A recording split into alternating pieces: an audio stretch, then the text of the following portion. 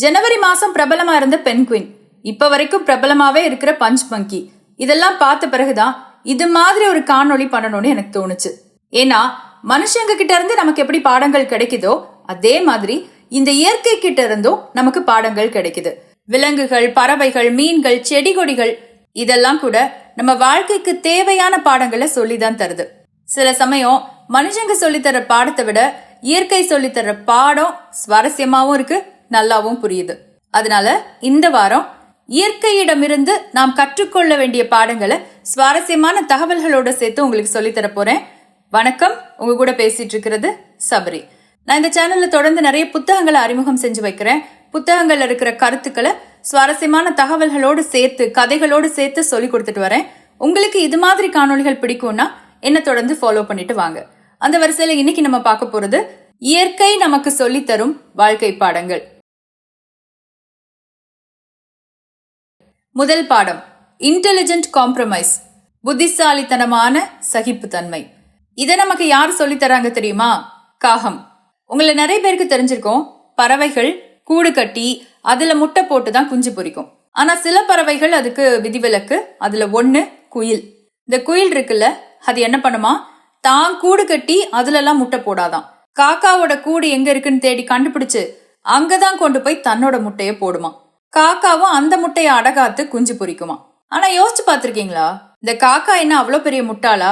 தன்னோட முட்டைக்கும் இன்னொரு பறவையோட முட்டைக்கும் கூட அதுக்கு வித்தியாசம் தெரியாதா? அல்லது குயில் காக்கா முட்டை மாதிரியே முட்டை போடுமான்னு யோசிச்சிருப்பீங்க. நானும் யோசிச்சிருக்கேன். அந்த சமயம்தான் ஒரு விஷயம் தெரிஞ்சிச்சு. இந்த குயில் முட்டை எல்லாம் பாக்குறதுக்கு அப்படியே காக்கா முட்டை மாதிரி இருக்காது. என்னதான் குயில் காக்காவை ஏமாத்தணும்னு நினைச்சாலும், அத மாதிரியே முட்டை போடணும்னு நினைச்சாலும் அதால காக்கா முட்டைக்கு இணையான முட்டைய போட முடியாது. நீங்களே இந்த படத்தை பாருங்க.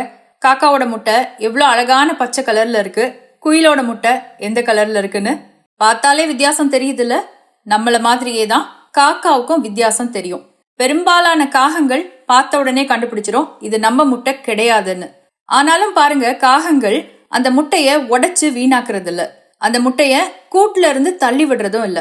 ஹலோ உடனே காக்காவுக்கு பெருந்தன்மை ஜாஸ்தின்னு கற்பனை பண்ணிடாதீங்க.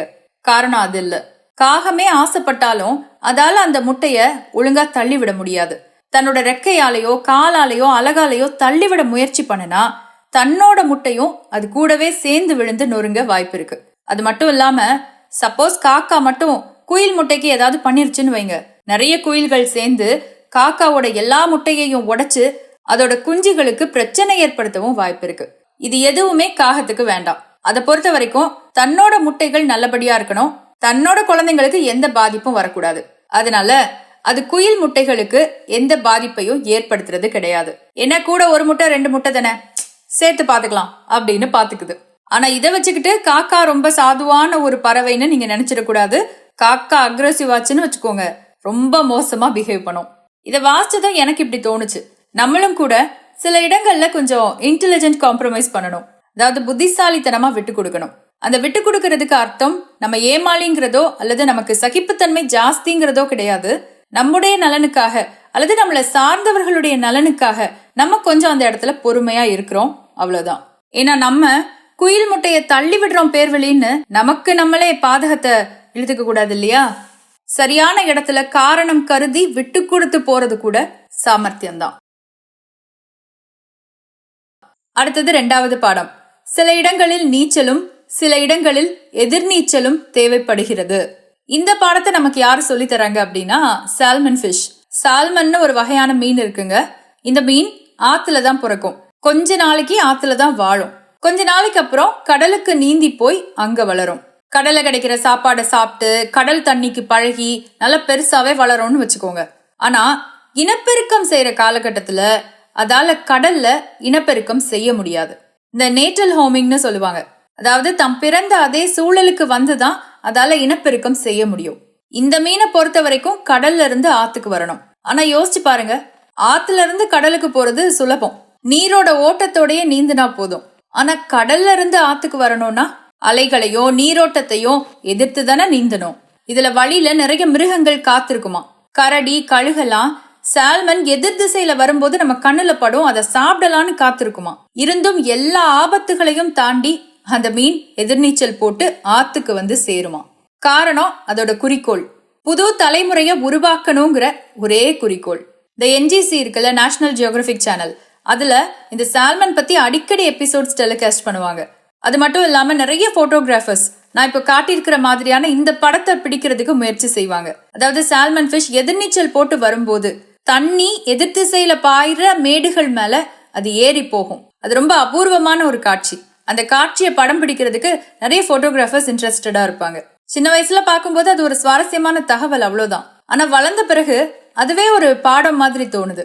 நம்ம வாழ்க்கையிலயும் கூட ஒரு நியூ சாப்டருக்கு போகணும்னா, அடுத்த கட்டத்துக்கு போகணும்னா எதிர்நீச்சல் தான் போடணுங்கிறத இந்த மீன் சொல்லி தருது. கொஞ்சம் நல்லா யோசிச்சீங்கன்னா இன்னொரு விஷயம் புரியும். இந்த சால்மன் ஃபிஷ் நீந்துறதுக்கான பயிற்சிய, எதிர் திசையில நீந்துறதுக்கான உடல் வலிமைய திடீரென்று ஒரு நாள் பெற்று விடுவது கிடையாது. கடல்ல ஒவ்வொரு நாளும் நீந்தி ஒவ்வொரு நாளும் அழுத்தத்துக்கு மத்தியில பயிற்சி எடுத்து அந்த பயிற்சியின் மூலமாகத்தான் எதிர்நீச்சலுக்கே தயாராகுது. அப்ப நம்மளும் எதிர்நீச்சல் போடணும்னு நினைக்கிறது தப்பில்ல, அதுக்கு ஏத்த மாதிரி பயிற்சியும் எடுக்கணும்.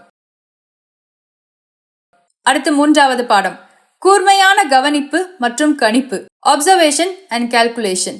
இதை யார் நமக்கு சொல்லி தராங்கன்னா யானை. யானைக்கு நினைவு வச்சுக்கிற திறன் ஜாஸ்தி, கூடவே கூர்மையா கவனிக்கிற திறமையும் கணக்கு போடுற திறமையும் கூட அதுக்கு உண்டு. சொல்றேன் கேளுங்களேன். ஒரு யானை இருக்குல்ல, யானை அது ஒரு வாழைத்தோட்டத்துக்கு போச்சுன்னா அந்த வாழைத்தோட்டத்துல இருக்கிற மரங்கள் என்ன ஸ்டேஜ்ல இருக்குன்னு ஞாபகம் வச்சுக்குமா. எத்தனை மரத்துல பூ பூத்திருக்கு, எத்தனை மரத்துல வாழை கொலை தள்ளி இருக்கு, இது எல்லாத்தையுமே யானை கவனிக்குமா. சப்போஸ் ஒரு வாழைத்தோட்டத்துல நிறைய மரத்துல பூவா பூத்திருக்குன்னு வச்சுக்கோங்க. கொஞ்ச நாள் கடத்தி சரியா அந்த பூவெல்லாம் எப்ப பழமாகுமோ அந்த நேரத்துக்கு அந்த தோட்டத்துக்கு மறுபடியும் யானை வருமா. ஏன்னா யானைக்கு அந்த தோட்டத்துல பூ இருக்குன்னு ஞாபகம் இருக்கும், அந்த பூவெல்லாம் எப்போ கனி ஆகும்னு கணிக்கவும் தெரியும். பாருங்க, நம்ம என்ன நினைக்கிறோம், யானை சும்மா நின்று விரிச்சு விரிச்சு பாக்குது போலன்னு. ஆனா அது எல்லாத்தையும் கவனிச்சு ஞாபகம் வச்சு கணக்கு போடுது. நம்மளும் நம்ம வாழ்க்கையில நிறைய லாபத்தை பார்க்கணும்னா, நிறைய புத்திசாலித்தனமான முடிவுகள் எடுக்கணும்னா இந்த யானை மாதிரி கூர்ந்து கவனிக்கிறவங்களாவும் துல்லியமா கணக்கிடக்கூடியவங்களாவும் இருக்கணும். நல்ல கவனிப்பும் துல்லியமாக கணக்கிடும் திறனும் ஒரு மனிதனை பலமுள்ள மனிதனா மாத்தும். அடுத்து 4வது பாடம், how to behave during crisis. ஒரு பிரச்சனையின் போது எப்படி நடந்து கொள்வது. இதை நமக்கு சொல்லித்தரது யானையும் காக்காவும். தான் கூட வாழுற மற்ற யானைகளுக்கு ஏதாவது ஒரு பிரச்சனை வந்தா அதை தான் பிரச்சனை மாதிரி நினைச்சு அந்த பிரச்சனையை ஃபேஸ் பண்ணும்.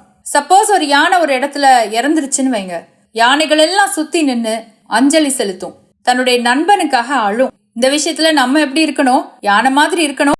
அடுத்த 5வது பாடம், படிநிலை வளர்ச்சி, அதாவது ப்ராக்ரஸ். இதை நமக்கு யார் சொல்லித்தராங்க அப்படின்னா தேனீக்கள். உங்களை நிறைய பேருக்கு தெரிஞ்சிருக்கும், ஒரு தேன் கூட்டுல ஒரே ஒரு ராணி தேனி இருக்கும், அது கூட சில ஆண் தேனீக்களும் பல வேலைக்கார தேனீக்களும் இருக்கும். இந்த வேலைக்கார தேனீக்கள் இருக்குல்ல, இதெல்லாம் பிறந்த உடனேயே தேன் கூட்டுல இருந்து வெளியே போய் தேன் எடுத்துட்டு வர்றது கிடையாது.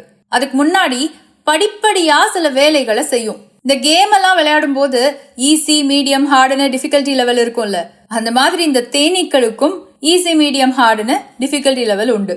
ஆரம்ப கட்டத்துல பேபியா இருக்கும்போது இந்த வேலைக்கார தேனீக்கள் எல்லாம் கூட்டை தான் சுத்தம் பண்ணும். அடுத்தது மற்ற தேனீக்களுக்கு உணவு கொடுக்கற வேலையை பார்க்கும். அப்புறம் வெளியே இருந்து உள்ள வர தேனீக்கள்லாம் நம்ம கூட்ட சேர்ந்த தேனீக்கள் தானா அப்படின்னு செக் பண்ற செக்யூரிட்டி வேலை பார்க்கும். இது எல்லாம் செஞ்சு முடிச்ச பிறகுதான் ஒரு தேனீக்கு தேன் கூட்டை விட்டு வெளியே போற பெர்மிஷனே கிடைக்கும். ஏன்னா இருக்கிறதுலயே ஆபத்தான வேலை எது தெரியுமா, வெளியே போய் தேன் எடுத்துட்டு வர்றது. அதுக்கு ஹை லெவல்ல ஸ்கில் தேவைப்படும். அந்த ஸ்கில் பிறந்த உடனே இருந்துருமா என்ன? அதனால ஸ்டேஜ் பை ஸ்டேஜ் போட்டு கடைசியா தான் தேனீக்கள் கூட்டை விட்டு வெளியே போய் தேன் சேகரிக்கிற வேலையே பார்க்கும். இதுல இருந்து என்ன பாடம் கத்துக்கிறோம்னு உங்களுக்கு புரியுதா? எடுத்த உடனே எல்லாம் யாரும் உச்சாணி கொம்புக்கு போயிட முடியாது, அப்படி போனா அங்க நிலைக்க முடியாது. சின்ன சின்ன அடிகளா எடுத்து வச்சு ஸ்டேஜ் பை ஸ்டேஜ் தான் வளர்ந்தாகணும். இன்னைக்கு எந்த தேனீக்களை மலர சுத்தி ரீங்காரமிடுற தேனீக்களா நம்ம பாக்குறோமோ, இதே தேனீக்கள் தான் ஒரு காலத்துல தேன் கூட்ட சுத்தம் பண்ணிக்கிட்டோம், மற்ற தேனீகளுக்கு சாப்பாடு போட்டுக்கிட்டோம் இருந்தது. இன்னைக்கு நீங்க பெரிய பெரிய பொசிஷன்ல பாக்குற நபர்களும் கூட ஆரம்ப கட்டத்துல சாதாரண வேலைகள் பார்த்தவங்க தான். என்ன, அந்த வேலையில சின்சியரா இருந்திருப்பாங்க, அடுத்த கட்டத்துக்கு போகணுங்கிறதுல உறுதியா இருந்திருப்பாங்க, ஸ்டேஜ் பை ஸ்டேஜ் ப்ராக்ரஸ் ஆயிருப்பாங்க. இன்னைக்கு பாருங்களேன், இந்த காணொளியில பார்த்த விலங்குகள் கிட்ட, பறவைகள் கிட்ட, மீன்கள் கிட்ட நம்ம பொதுவா பார்த்த விஷயம் என்ன தெரியுமா? வாழணுங்கிற ஆசை. எத்தனை எதிரிகள் வந்தாலும், எத்தனை இயற்கை சீற்றங்கள் வந்தாலும் தன்னுடைய உடம்பே தனக்கு எதிரியா இருந்தாலும் வாழணுங்கிற தாகம். இதோட கம்பேர் பண்ணும்போது நமக்கு இருக்கிற எதிரிகள் குறைவுதான், நமக்கு இருக்கிற சவால்களும் குறைவுதான். ஆனாலும் சில இடங்கள்ல நம்ம முடங்கி போறோமே, எதனால? இனிமேலாவது இயற்கையில இருந்து பாடம் படிக்கணும். இந்த விலங்குகள் கிட்ட இருந்து, பறவைகள் கிட்ட இருந்து, மீன்கள் கிட்ட இருந்து போராட்ட குணம்ங்கிற பாடத்தை நம்ம எல்லாருமே படிக்கணும். அநேகமா இந்த காணொளி அதுக்கு உங்களுக்கு உதவியா இருந்திருக்கும்னு நினைக்கிறேன். இந்த ஒரு வீடியோக்காக நான் ரெஃபர் பண்ண புக்ஸ், வீடியோஸ் ரெண்டோட லிங்கையுமே பின் கமெண்ட்ல கொடுக்குறேன். கண்டிப்பா பாருங்க, குழந்தைங்களை பார்க்க சொல்லுங்க. ஏன்னா நானே என் பொண்ணு சின்னவளா இருக்கும்போது அவளுக்கு எடுத்து கொடுத்த புக்ஸ் மூலமா தான் இது எல்லாத்தையும் தெரிஞ்சுக்கிட்டேன். நீங்களும் அதை பண்ணுவீங்கன்னு நினைக்கிறேன். நம்ம மறுபடி அடுத்த வாரம் இதே மாதிரி ஒரு காணொளியோடு மறுபடியும் சந்திக்கலாம். அதுவரை உங்களிடமிருந்து விடைபெறுவது சபரி. நன்றி, வணக்கம்.